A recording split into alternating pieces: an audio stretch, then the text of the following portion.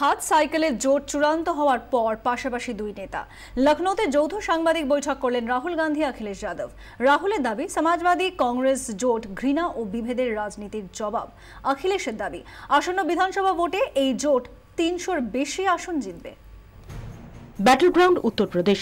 ঘরের কাজিয়া সামাল দিয়ে দলে ভাঙন এড়িয়েছেন অখিলেশ। এবার ভোট বাটোয়ারা রোখার লড়াই, আর তাতে অখিলেশের সাইকেলে হাত রাহুলের। পোর খাওয়া মোদি অমিত শাহ জুটিকে মাত করে দিতে মাঠে নেমেছেন দুই নবীন নেতা। দাবি সাইকেল হাতের যুগলবন্দিতে গড়গড়িয়ে চলবে উত্তরপ্রদেশের উন্নতির চাকা। क्रोध की राजनीति, गुस्से की राजनीति, बांटने की राजनीति और कंपनी को हिंदुस्तान के धन देने की राजनीति का जवाब दे रहे हैं। एक प्रकार से गंगा और यमुना का यहां पे मिलन हो रहा है। प्रगति की सरस्वती, प्रोग्रेस की सरस्वती इस मिलन में से निकलेगी। জোট চূড়ান্ত হওয়ার পর রবিবার প্রথম যৌথ সাংবাদিক সম্মেলন করলেন রাহুল গান্ধী ও অখিলেশ যাদব। জোটের পক্ষে জোরালো সওয়াল করলেন দুই নেতাই। ये प्रोग्रेस का अलायंस है, प्रॉस्पेरिटी का अलायंस है। जो 3 पी की बात कही, चौथा पी मैं जोड़ देता हूं। ये पीपुल्स अलायंस बन करके उभर के आएगा, क्योंकि लोग चाहते हैं कि ये अलायंस सफल हो उत्तर प्रदेश में। 27 সাল ইউপি বেহাল। এতদিন সমাজবাদী পার্টিকে বিরুদ্ধে এটাই ছিল কংগ্রেসের স্লোগান। এবার সেই সমাজবাদী সঙ্গী অবস্থান বদলে হঠাৎ জোট কেন?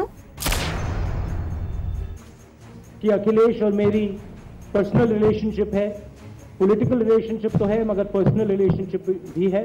और मैं खुशी से आज कह रहा हूं कि हमारी पर्सनल रिलेशनशिप और पॉलिटिकल रिलेशनशिप गहरी हो रही है।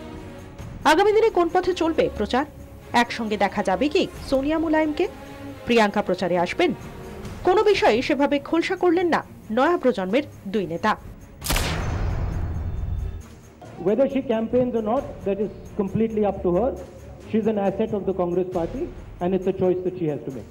বিধানসভার যুগলবন্দি কি লোকসভাতেও বজায় থাকবে? সম্ভাবনা একেবারে উড়িয়ে দেননি Rahul Gandhi. Whether we will have an alliance in the Lok Sabha, that is open for discussion. That has not been decided as of now, but it is something that is a possibility.